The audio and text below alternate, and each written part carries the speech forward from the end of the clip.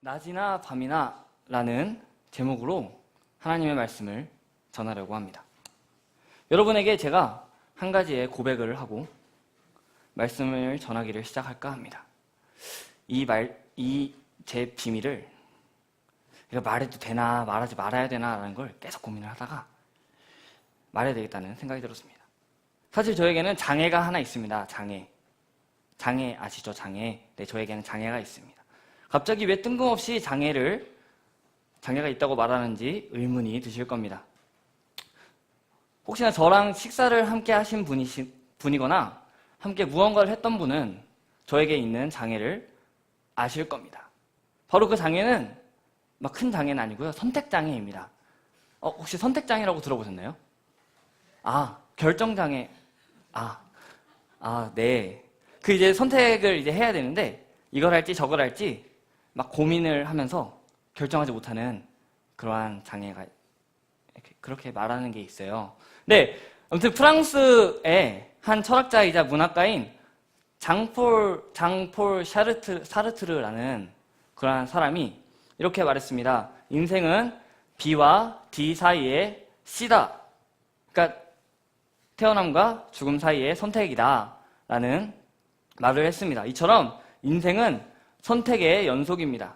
뭘 먹을지, 어디로 갈지, 무엇을 할지 이런 것들에 대해서 매일 이제 선택의 연속입니다. 그러한 인생 중에 이렇게 선택의 인생 중에 어떤 것을 선택하거나 결정할 때 엄청난 고민을 하며 어느 한쪽을 고르지 못해서 괴로워하고 막 엄청 어려워하는 그런 것을 가리켜서 선택장애 혹은 결정장애라고 부릅니다. 이런 사람들은 선택장애, 결정장애가 있는 사람들은 어떤 한 사람이 이렇게 합시다, 저렇게 합시다 라고 하면은 참 좋아라 합니다. 그래서 햄버거를 먹으러 갔을 때도 너무 많잖아요, 메뉴가. 그래서 뭐 먹지? 이러다가 누가 전 빅맥이요 이러면 저도 그거요. 이렇게 해서 하고는 합니다. 근데 본인이 이렇게 먼저 선택하게 될 경우에는 참 어려워합니다. 머릿속에서는 한바탕 전쟁이 일어나 버립니다. 그래서 언젠가는 그 애매한 것을 정해주는 개그 코너도 등장했고요. 요즘은 이렇게 선택장애를 가지고 있는 사람들을 위해서 어디로 놀러 갈지도 앱도 개발됐고요. 또 이렇게 yes or no로 해서 선택할 수 있게 음식을 결국에는 이걸 먹어라 이렇게 결정까지 해주는 표도 등장했습니다. 오늘 말씀에서는 그러한 B와 D 사이의 C를 선택의 삶을 살아가는 이스라엘 백성에게 어디로 가야 가장 안전하고 어디로 가야 가장 바른 길인지를 알려주는 한 분이 등장합니다. 그분이 바로 하나님이십니다. 오늘 말씀을 통해서 과연 선택의 연속인 우리가 어떻게 살아가야 할지를 한번 살펴보도록 하겠습니다. 출애굽기는 이스라엘 백성을 애굽에서 구해내시고 언약을 맺으시고 성막을 짓게 하시는 그 하나님을 보여줍니다. 그리고 그 하나님은 그때만 계시는 하나님이 아니라 지금도 자기 백성을 구원하시고 영원한 생명을 주시고 그 안에 함께 거하시는 분이십니다. 7장에서 12장까지는 열재앙이 등장합니다. 그리고 그 이후에 바로는 이스라엘 백성들을 보내버립니다. 이는 전적으로 하나님의 사역으로서 하나님께서 자기 백성을 구원하신 것입니다. 그리고 하나님께서는 자기 백성을 인도하십니다. 그런데 가장 빠른 길로는 인도하지 않으십니다. 여기서 여기까지 이제 가면 되는데 이렇게 가면 편했잖아요. 이렇게 가면 되는데 굳이 이렇게 돌아서 가게 하십니다. 왜냐하면은 그 이유를 13장 17절에서 잘 가르쳐줍니다. 17절의 말씀에 따르면은 하나님께서 이스라엘 백성이 전쟁을 하게 되면 여기 가운데 이제 블레셋 군대가 있는데요. 그들과 전쟁을 하게 되면은 마음을 바꾸어서 다시 애굽으로 돌아가지는 않을까 하고 염려하셨기 때문이라고 말하고 있습니다. 그래서 하나님께서는 이렇게 돌아가게 하신 것입니다. 본문에서는 하나님께서 이렇게 돌아가는 길 가운데서 어떻게 인도하셨는지를 가르쳐 줍니다. 낮에는 어떠한 것으로 인도하셨다고 가르쳐 주나요? 네, 구름 기둥입니다. 밤에는 어떤 기둥일까요? 네, 밤에는 불 기둥입니다. 이것들은 하나님께서 자기 백성들 앞에 가시면서 그들을 인도하심을 가르쳐 줍니다. 하나님께서는 그 백성들에게 제일 좋은 길로 인도하시기 위해서 그 구름기둥, 불기둥을 보여주셨습니다. 그래서 이리로 가라, 저리로 가라 라고 명령하시는 것입니다. 구원의 길로 인도하시는 하나님께서는 우리를 늘 이끌고 가십니다. 예수님을 믿고 구원받은 우리의 삶도 이와 마찬가지입니다. 우리의 삶도 여전히 하나님께서 인도하십니다. 우리 눈에 비록 무언가가 앞서가면서 나를 따르라 이러면 참 좋겠는데 이렇게 하진 않으시죠. 나를 따르라 하진 않습니다. 그런데 우리가 늘 고백하는 것처럼 하나님의 말씀이 우리의 인생의 유일한 규칙으로서 우리의 삶을 인도해 나갑니다. 하나님의 말씀과 함께 성령 하나님께서 우리를 인도하십니다. 성령님께서 자기 백성을 인도하시는 것은 물론 우리 눈에 보이면 참 좋겠지만 그것들과는 비교할 수도 없는 하나님의 임재와 하나님의 동행하심과 하나님의 인도하심을 가르쳐 줍니다. 오늘 본문 이전에는 어린 양의 죽음이 나타납니다. 그 이후에 구름기둥과 불기둥이 백성들을 인도했습니다. 이와 마찬가지로 우리도 신약에 이르러서 예수 그리스도의 죽으심 이후에 성령님께서 인도하십니다. 우리를 우리보다 더 잘하시는 그 하나님께서 우리를 최고의 길로, 바른 길로 인도하십니다. 우리는 어둡고 또 우울한 시대에 살아갑니다.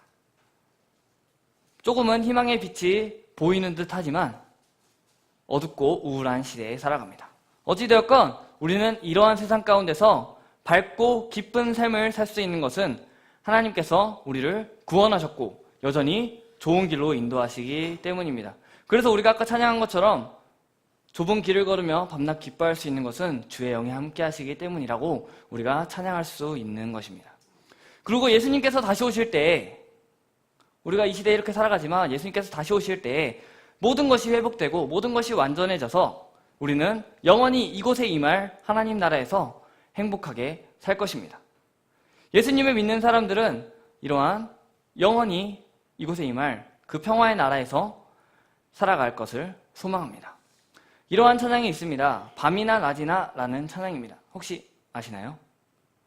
그 찬양의 가사는 이렇게 고백합니다. 나의 소망 되신 주, 주를 바라봅니다. 다시 오실 나의 왕 예수, 주를 기다립니다. 밤이나 낮이나 어제나 오늘도 영원히 주만 찬양해. 괴롭고 슬플 때 낭망하여 넘어져도 언제나 주만 찬양하겠네. 이러한 가사가 있습니다. 이 가사 가운데서는 다시 오실 나의 왕 예수 주를 기다립니다 라고 하면서 밤이나 낮이나 어제나 오늘도 영원히 주님만 찬양하고 주님만 따라가겠다고 고백합니다. 이러한 찬양의 고백을 드릴 수 있는 이유가 바로 예수님께서 다시 오실 때 그 평화의 나라에 살 것이기 때문입니다. 우리는 날마다의 삶 가운데서 하나님께 마땅한 반응을 보이며 살아가야 됩니다. 그럴 때 우리는 하나님이 보시기에 최고의 길인데 우리 눈에 최고가 아니어서 불평하고 감사하고 있지 못한지는, 감사하지 못하는지 돌아봐야 합니다. 그런데 분명한 사실은 지금 우리가 살아가는 이 길도, 불평 불만인 이 길도, 감사하지 못할 만한 이런 길도 하나님께서 인도하신다는 것입니다. 물론 우리 눈에 구름기둥과 불기둥이 보이지 않지만 하나님의 말씀과 함께 일하시는 성령 하나님께서 우리를 인도하십니다.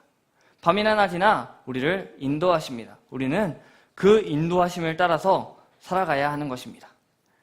그 인도하심을 따라 사는 것이 바로 우리가 사는 길이며 그 인도를 벗어나서 사는 것은 하나님께서 인도하시는 길이 아니라 다른 길로 빠져버리는 것은 죽음의 구렁텅이로 빠져버리는 것입니다. 여러분에게 한 가지 질문을 하겠습니다. 만약 우리가 지금 우리가 예배 드리고 있는 이 건물이 불에 타버린다면 여러분들은 어떻게 하시겠습니까? 이 주일날 이제 예배가 끝나서 돌아가서 그 다음 주에 왔는데 여기가 불에 타버린 겁니다. 그럼에도 불구하고 여러분들은 선하신 하나님을 신뢰하시겠습니까? 여전히 하나님께서 우리를 좋은 길로 인도하시는구나 하시겠습니까? 참 쉽지 않은 일입니다. 제가 오늘 낮에 있었던 일입니다. 전에 함께 했던 그 교회에 예배당을 이제 방문을 했습니다. 근데 이제 앞에 차가 이렇게 많아야 되는데 차가 한 대도 있지 않아서 야외 예배를 드리러 갔나라는 생각이 들어서 일단 들어갔는데 막 타는 냄새가 나고 불에 막 그을려 있는 것입니다.